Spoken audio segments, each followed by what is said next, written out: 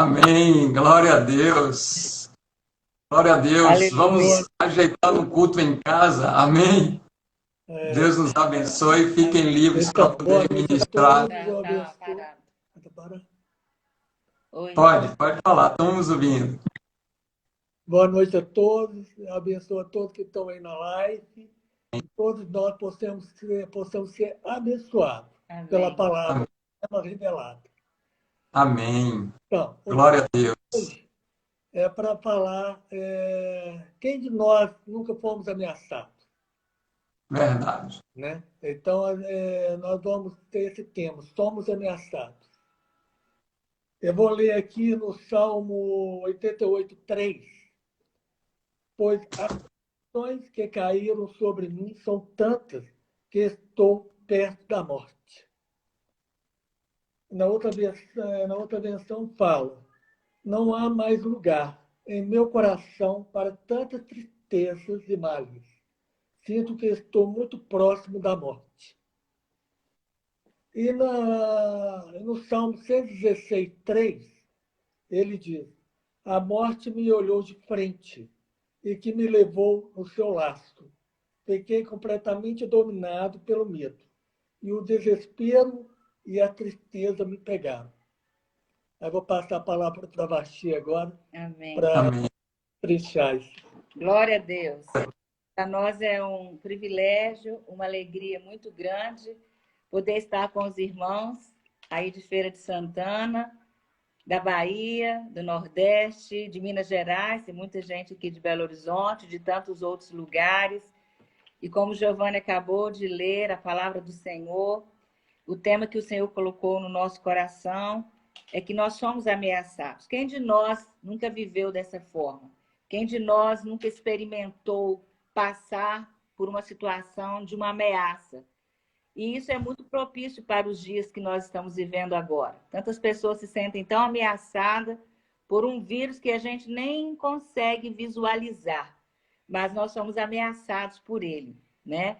E o texto que ele leu, esses dois salmos, falam que a alma está tão cansada, está farta de tantas aflições, que nós já estamos à beira da morte, à beira da sepultura. Esse salmo que ele leu do 116 fala que a morte nos olhou de frente. É exatamente o que nós estamos vivendo hoje. Todo mundo, só não estamos aqui agora de máscara, mas se tiver que botar a carinha para fora, estamos com uma máscara, porque nós nos sentimos ameaçados. Colocamos Verdade. o sapato, fica do lado de fora. Chegamos em casa, tirar a roupa para lavar, lava a mão, porque nós estamos nos sentindo ameaçados.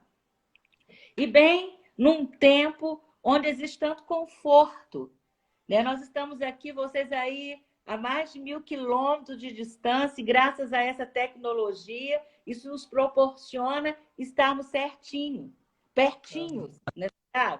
Mas apesar desse conforto, que essa tecnologia que vem avançando dia a dia, que são tantas coisas novas que essa geração nossa nem sabe lidar direitinho com ela, né? Nós presenciamos uma sociedade que é marcada por um abatimento tão forte, por medos, por insegurança. Cada vez as pessoas se sentem ainda mais vulneráveis. Cada dia mais as pessoas se sentem vulneráveis. E a palavra do Senhor, ela nos diz no Salmo 30, tu me salvaste da morte. Eu estava entre aqueles que iam para o mundo dos mortos, mas tu me fizestes viver novamente. Aleluia. No versículo 5 desse mesmo Salmo 30 diz assim, o choro pode durar a noite inteira, mas de manhã vem a alegria. Amém. Muitas vezes agora, quando anoiteceu, quando nós já estamos vivendo o outono, então 5 e pouca já começa a escurecer aqui em Minas Gerais. Muitas vezes com a noite chega a angústia, chega o medo, chega a tristeza, chega a depressão para aqueles que estão vivendo esse quadro. E isso vem tentando roubar e arrancar a esperança que está na nossa vida. E muitas vezes nós somos surpreendidas pela garra da morte.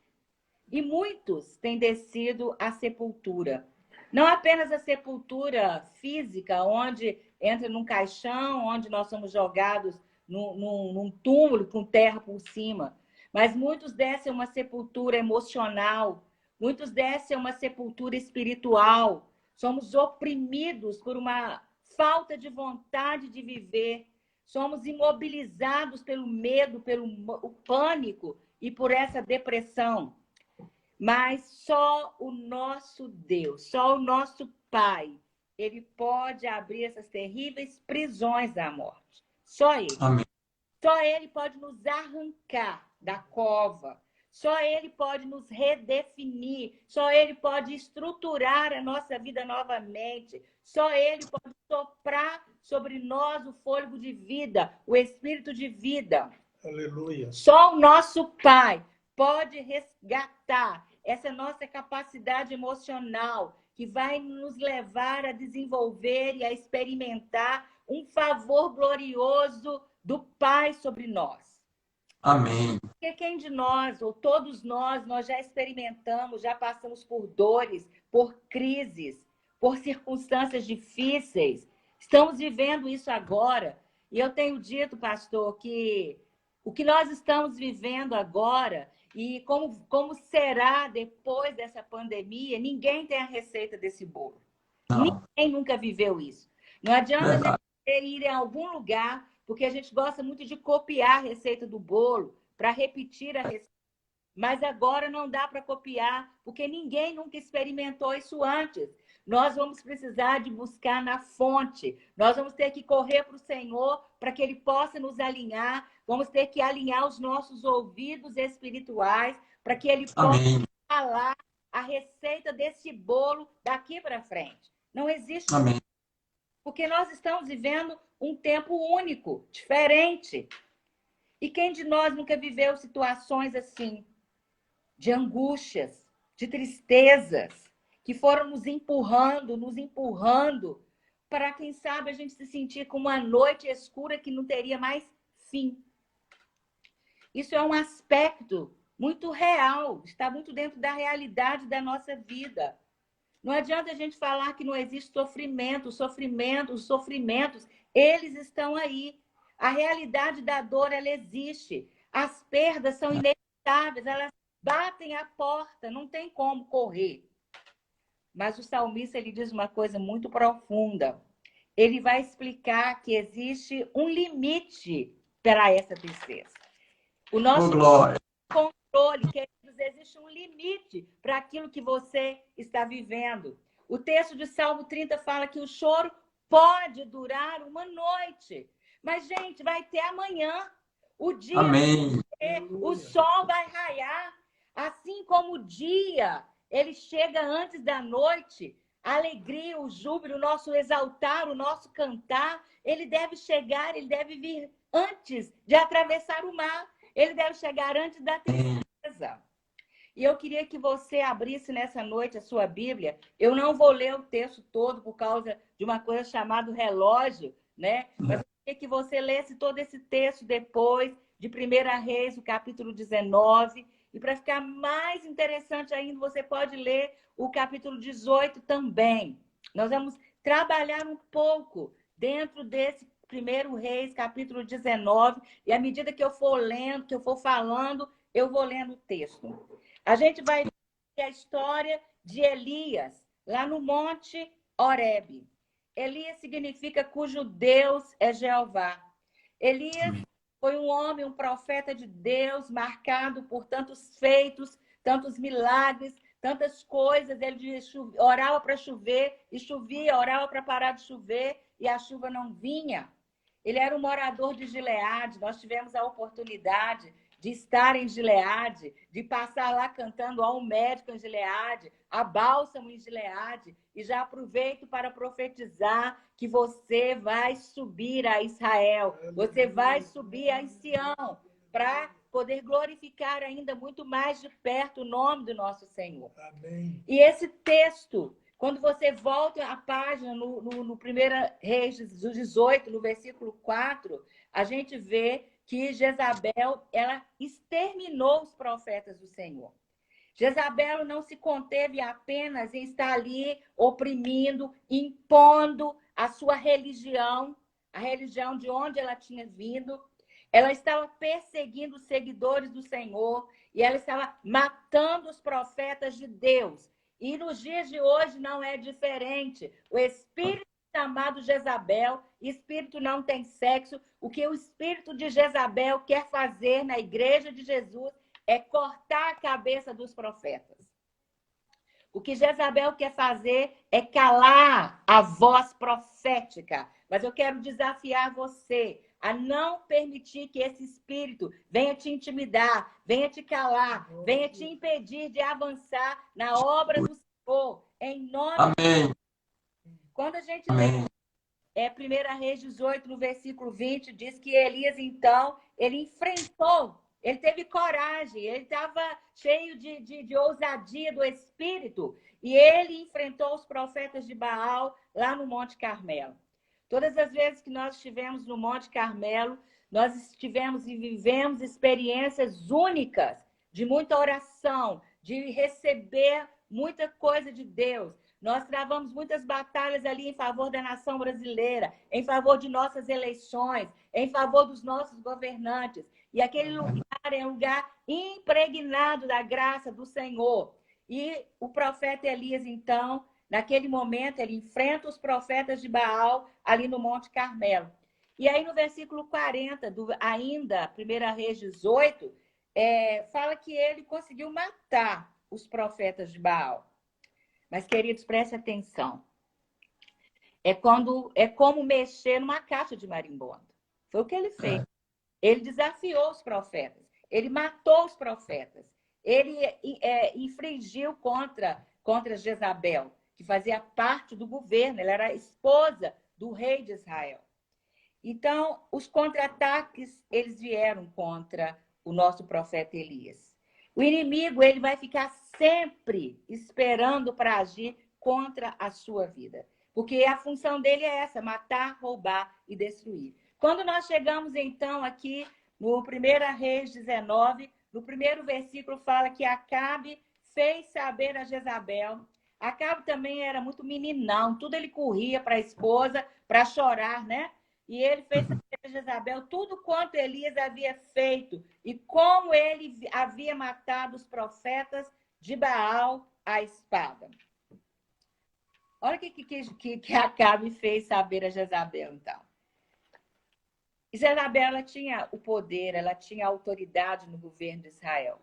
E é claro que ela não ficou nem um pouquinho satisfeita e ela desejou logo a punição de Elias.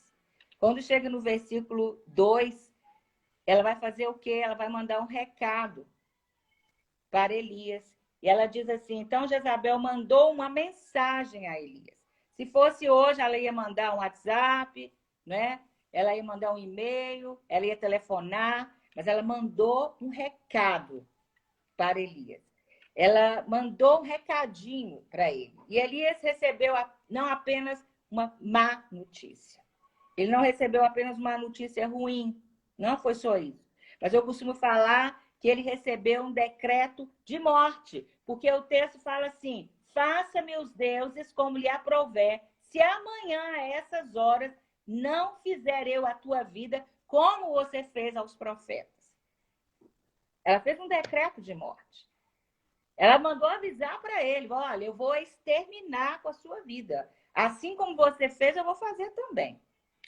E eu quero perguntar para nós nessa noite o que nós devemos fazer diante das más notícias.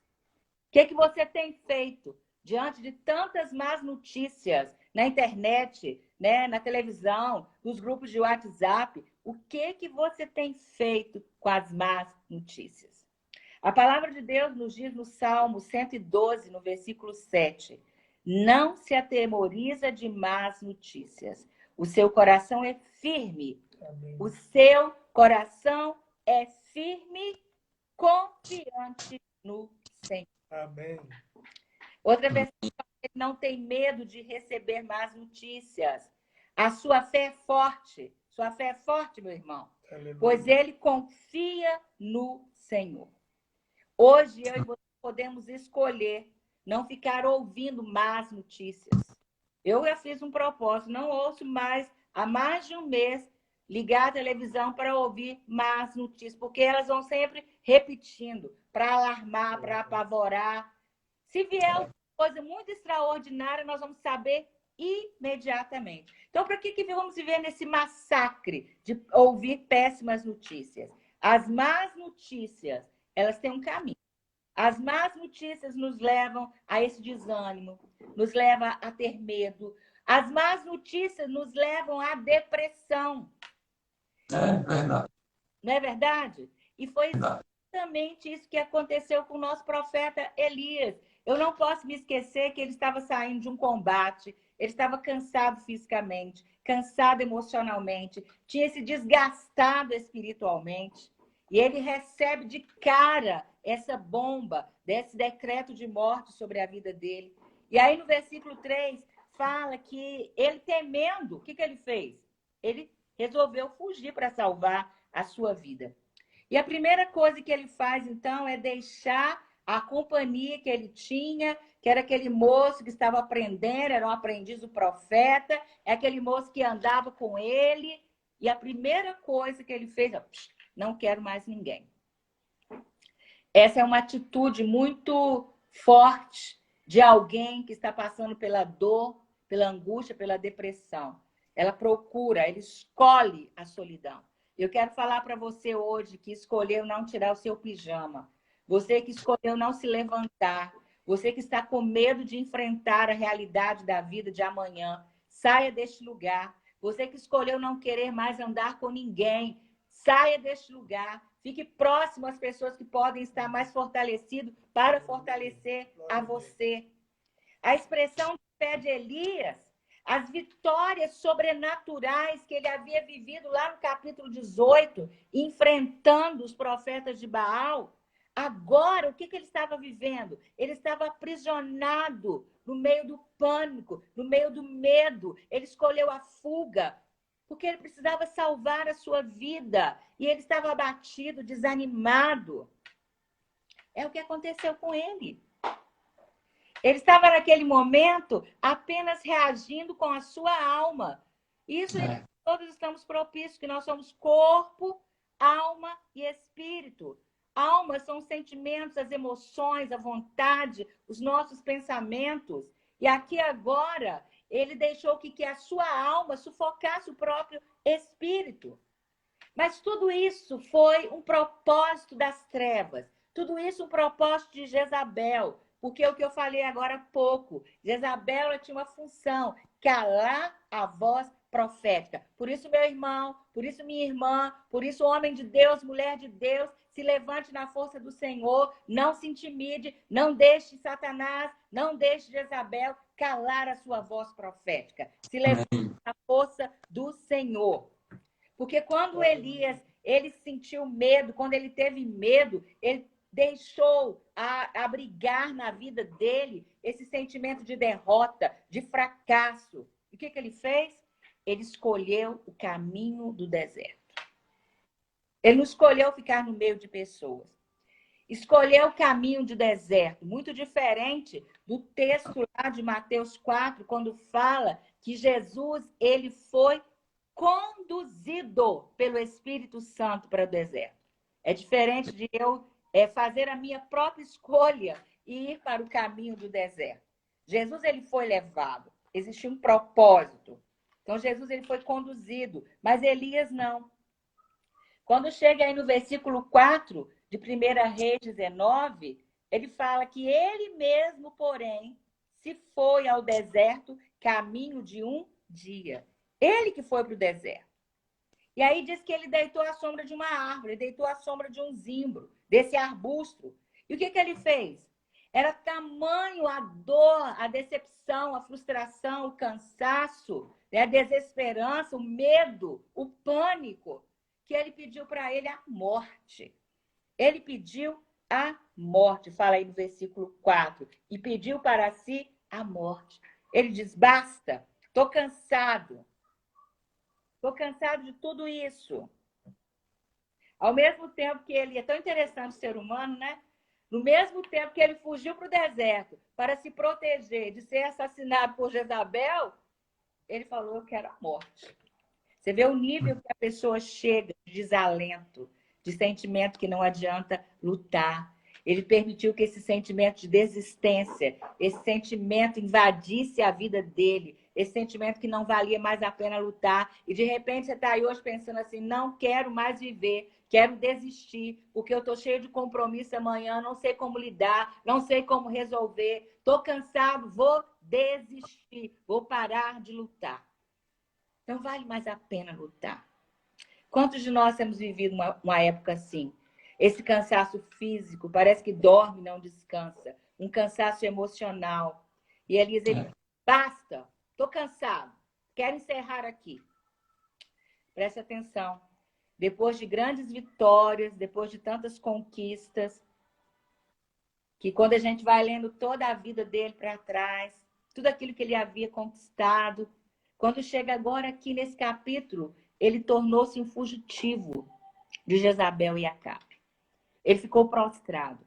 Ele ficou totalmente desanimado, angustiado, deprimido. E aí no versículo 5 fala que ele deitou-se e dormiu. Deitou-se e dormiu. Deitou-se e dormiu em meio àquela dor, ao meio àquela depressão. Quantas pessoas, quando elas estão angustiadas e deprimidas, alguns têm insônia, não conseguem dormir. Passam uma noite acordado. Alguns outros vivem só querendo dormir, querendo esquecer a vida, esquecer as lutas e o problema. E as pessoas que muitas vezes elas estão em depressão, elas não querem tomar banho, elas não querem se alimentar, muitas perdem o apetite, porque é como se fosse assim, eu vou me autodestruir. Mas é tão interessante que aí no versículo 5, diz assim, que ele deitou e dormiu debaixo daquela árvore do zimbro. Olha só, hein? Eis que um anjo tocou e lhe disse, levanta e come. Gente, no meio do deserto, chegar um anjo para você, te acordar e falar com você, ó, levanta e come. E aí, no meio desse deserto que você está vivendo, no meio das lutas, o Senhor, ele age com essas manifestações de milagre. No meio Glória a do Deus. deserto não tem padaria. No meio do deserto não tem restaurante, não tem McDonald's. O anjo foi ali, ele acordou Elisa e disse, levanta e come. Eu quero te dizer que ele tem um milagre no meio do seu deserto, é hoje. Ele tem um milagre no meio do seu deserto, é agora. Aleluia. E o anjo, ele deu um comando. Ele não falou assim, olha, se eu fosse você, levantaria. Não, ele disse, levanta e come. Eu quero profetizar, eu quero declarar, eu quero falar para você hoje, levanta e come. Aleluia. Levante-se. Amém. Levante da cama, levante dessa situação que você está vivendo, levante do comodismo, levante da peninha que você está de você mesmo. Levante-se e coma. Coma sim, mas coma a palavra revelada do Senhor. Coma dessa palavra que alimenta. Coma dessa palavra que nos sustenta. Coma desse pão vivo que desceu do céu. Coma desse pão vivo. Jesus é o pão vivo que desceu do céu. Você conhece esse texto? Então, ele, lá em João 6, ele diz, eu sou o pão vivo que desceu do céu. E esse pão que nós queremos entregar dentro da sua casa hoje, um pão vivo, um pão fresquinho, um pão que vem direto do céu. Coma o pão vivo que desceu do céu. Receba isso aí na sua casa. Quando a gente chega aí no versículo 6, olhou ele e viu junto à cabeceira um pão cozido sobre a pedra em brasas. Deus é Deus, né, gente? E uma botija de água. Mas olha bem, comeu, bebeu e tornou a dormir. É como você está ouvindo essa live agora, recebendo do Senhor esse pão vivo que desceu do céu. Você está comendo desse pão, está bebendo dessa água que não é essa aqui, porque essa a gente bebe e vai voltar a ter sede, mas é da água chamada Jesus, ele é a água da vida. E quando terminar tudo, você vai esquecer tudo isso e vai voltar a dormir. Olha bem, foi o que ele fez. Ele provou um milagre, mas ele não teve reação. Provou um milagre, mas voltou a dormir. Continuou sem esperança, continuou sem perspectiva, continuou com uma vontade fraca. E nós queremos declarar a vontade forte do Pai sobre a sua vida. Amém. Amém. Quantos milagres nós temos provado hoje? Nós estamos aqui respirando, sem nenhum aparelho. Aleluia. Nós estamos aqui comendo, nós estamos aqui enxergando, nós estamos aqui com vida. Prove o milagre, mas não fique parado. Prove o milagre, mas não volte a dormir. Faça alguma coisa. Tenha alguma reação em nome de Jesus. Amém. Versículo 7. Deus é tremendo. Voltou a segunda vez, o anjo do Senhor. Tocou de novo. Levanta e come. Levanta e come. Porque o caminho de sobremodo será longo. É tão forte. Quando o Senhor ele manda o anjo lá de volta, o Senhor não desiste. E o Senhor está entrando aí na sua casa e está dizendo para você, eu não desisto de você. Nosso Deus é um Deus que desiste, é um Deus que volta. Ele é um Deus que traz fé, que gera fé em nós pela palavra. Ele é um Deus que cura, que restaura. E ele entra na sua casa agora para te curar. Ele não... Glória a Deus. Ele está voltando aí agora e dizendo para você, eu quero que você se levante novamente, porque eu estou aqui. O anjo ele insistiu para que ele se levantasse. Deus, o nosso Deus, o Deus de milagre, o Deus que nós servimos, é um Deus do segundo toque. Ele toca de novo em você, ele toca de novo em você, porque ele é o Deus do recomeço. O nosso Deus é um Deus de oportunidade. Não importa onde você está, o estágio que você está, ele toca em você para que você possa reagir. E olha o versículo 8. Levantou-se, pois, comeu e bebeu, e com a força daquela comida, caminhou 40 dias. Ele reagiu por um tempo, comeu e bebeu.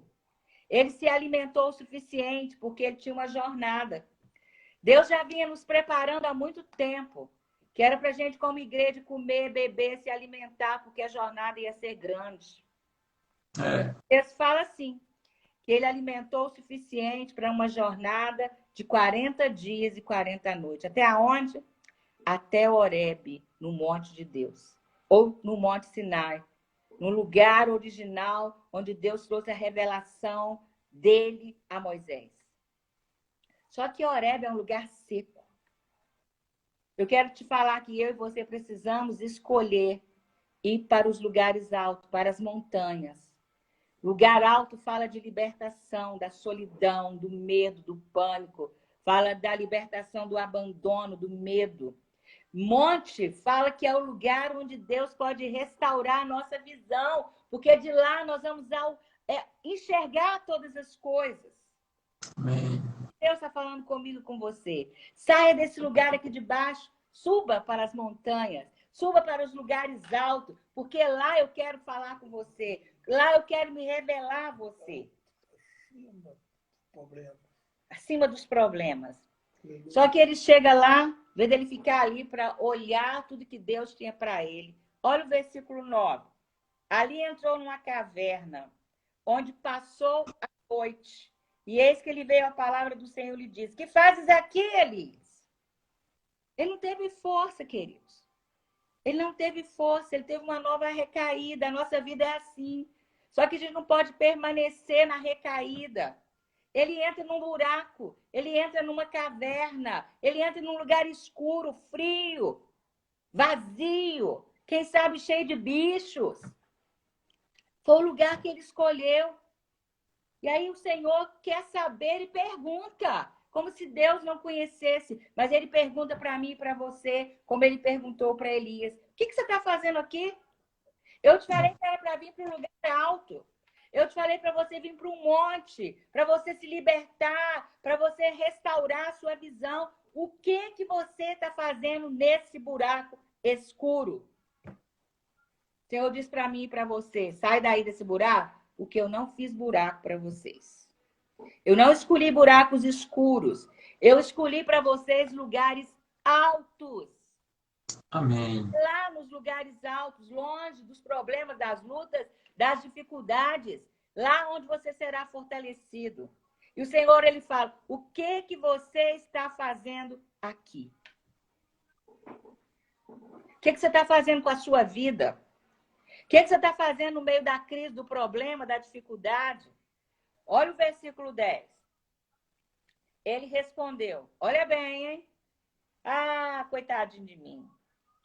Ele disse assim, tenho sido zeloso pelo Senhor, Deus dos exércitos, porque os filhos de Israel deixaram a tua aliança, derribaram os teus altares, mataram os teus profetas e espada. Ah, coitadinho de mim, né?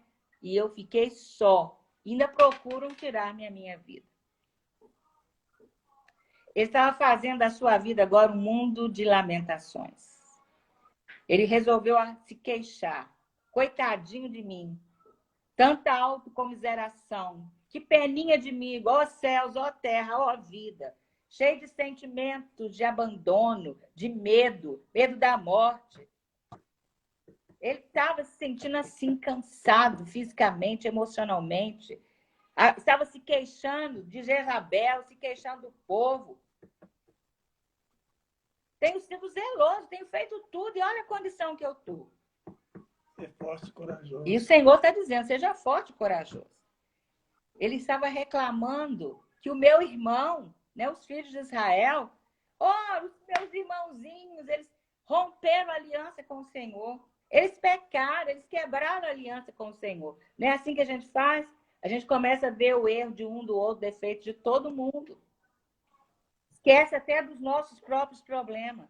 Isso é exatamente a reação de alguém muito deprimido, alguém que está amargurado, que tem uma linguagem totalmente repetitiva. Já viu o amargurado? Você encontra com ele agora, ele fala uma coisa que 2 dias é a mesma coisa. É uma linguagem de quem estava muito esgotado. Quem sabe essa não tem sido a história que a gente possa estar vivendo. Estamos afundando no desânimo, na alta comiseração, na peninha de mim mesmo, querendo desistir da casa, da família, do trabalho, desistir da família, desistir do ministério, desistir da própria vida. Ele fala isto no versículo 10, e aí é tão repetitivo que lá no 14 ele fala a mesma coisa. Tenho sido extremamente zeloso pelo Senhor, Deus dos exércitos. Sabe o que ele estava vivendo aqui? Ele estava com a síndrome da caverna. Cavernoso. O deprimido, amargurado, tem essa linguagem repetitiva. E olha aí no versículo 11 e 12. Disse-lhe Deus, sai para fora. Deus podia entrar lá naquela caverna, mas o Senhor falou, sai para fora. Eu não mandei você para entrar para a caverna. Falei para você ficar no monte. Sai para fora. Sai dessa caverna de dor, de miséria, de tristeza, de angústia, de depressão, de solidão, de medo. Sai para fora. Sai para fora, porque aqui eu quero me revelar a você. Aleluia. Vem para fora. O Senhor tinha preparado uma satisfação muito especial para ele. Deus sabia que Elias ali ele precisava de uma restauração plena, de uma nova visão, de algo novo do coração do Pai. E o Senhor fala com ele, então, ponha-te neste monte. Ponha-te aqui nesse monte. Fica aqui nesse lugar, porque aqui os seus sentidos espirituais, você que já me conhece, vão se nivelar, você vai voltar a ter a minha vida. Os meus mistérios eu vou voltar a revelar a você, porque você me conhece. E é tão tremendo, né, que quando, aí no versículo 11, fala que ele então se põe no monte perante o Senhor. E eis que passava o Senhor e um grande forte vento fendia os montes, despedaçava as pedras diante do Senhor. Porém, o Senhor não estava no vento. Depois do vento, um terremoto, mas o Senhor não estava no terremoto. Depois do terremoto, um fogo, mas o Senhor não estava no fogo. E depois do fogo, o quê? Um cicio, tranquilo e suave. Vento, terremoto, fogo, são fenômenos da natureza, que indicam, inclusive, a presença milagrosa, poderosa de um Deus que tem o controle de todas as coisas. Formas que o Senhor poderia realmente se manifestar. E nos faz lembrar do grande poder dele. Mas o Senhor não se revelou, nem se manifestou através do vento, do terremoto, nem do fogo. Mas foi com a sua voz suave, com uma voz mansa. Uma voz tão baixinha, para que ele pudesse se lembrar o quanto Deus amava ele com amor incondicional. Quando a gente para pensar um pouco, o que essa ventania, esse vento forte nos leva a entender? O texto fala de um forte vento. O vento era tão grande que esmiuçava as pedras. Vento fala dos impossíveis que Deus quer quebrar na minha vida e na sua vida. Quais são os impossíveis que eu e você temos vivido hoje? O que são impossibilidades para você hoje? Nós precisamos de pedir e esperar o vento do Senhor vir sobre os impossíveis da nossa vida. Porque a palavra nos fala em Lucas 1,37 que porque para o Senhor não haverá impossível em todas as suas promessas. Não importa qual tem das grandes impossibilidades que você julga ter na sua vida. Chame a ventania de Deus hoje, para que essa ventania do Senhor possa esmiuçar essas dificuldades na sua vida. Verdade. O que você julga que é pedra de dificuldade em você? Que você precisa desse vento? Quem sabe um problema aí dentro da sua casa, quem sabe na sua saúde, nos seus relacionamentos, quem sabe no meio dessa pandemia, no meio dessa situação toda, a sua vida financeira. Peça a ventania de Deus hoje para desfazer esse impossível. Mas não são só ventos, tem o terremoto também. Depois que veio aquela ventania que esmiuçou as pedras, e o que sobrou agora vem um terremoto. Terremoto fala de abalo, não é verdade? A gente vê lá que teve um terremoto, um abalo sísmico, cai os prédios, as pessoas vão para o meio da rua, ficam ali se tremendo todo. Esses abalos falam de coisas que Deus não quer em nós. Abalos que o Senhor quer fazer para que Ele não quer que você viva na sua vida. O Senhor quer que esse terremoto venha abalar situações que têm impedido você de estar com o Pai. Será que não é isso que nós estamos vivendo hoje? A gente vivia no meio de uma correria tão grande, passou o vento, a gente nem percebeu, e Ele manda o terremoto, porque Ele não estava se agradando. Existiam muitas coisas que estavam nos impedindo de estar com Ele. E esse terremoto vem para que a gente possa abrir mão daquilo que a gente segura, daquilo que a gente tem o controle, que a gente pensa que tem o controle. E nós nos tornamos filhos muito independentes de Deus, andando com as nossas próprias pernas. O eu, a minha própria vontade, a minha justiça própria, as minhas estruturas antigas, o meu saber, o meu conhecer. E nós precisamos hoje falar, Senhor, eu realmente fui um tolo.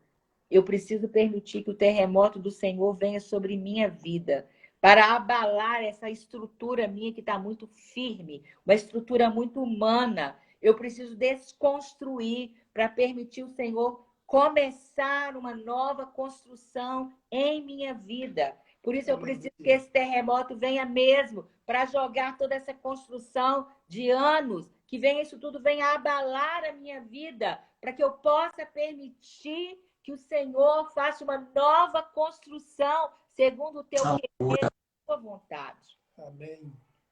Mas não foi só vento, não foi só terremoto. Sobrou alguma coisa, porque aí veio o fogo. Fogo. A gente sabe que pela palavra o fogo simboliza a própria presença do Pai, de Deus, e exprime a santidade dele. Porque o nosso Deus é fogo consumidor, diz a palavra. O nosso Deus é fogo consumidor. E nós precisamos a cada dia passar por este fogo. Porque o Senhor deseja que nós possamos ser purificados nele. Ele diz para mim e para você, sede santos, porque eu sou santo. Verdade. É verdade? E Elias está vivendo toda aquela situação. Quem sabe assim durou muito tempo, não sei quanto tempo ou pouco tempo. E ele naquela expectativa, não foi no vento, não foi no terremoto, não foi no fogo. E de repente, então, ele ouve um cicio. Era uma voz muito baixinha. Quem sabe uma voz muito meiga, muito tranquila, uma voz muito mansa, delicada. Num tom brando de palavras, no meio de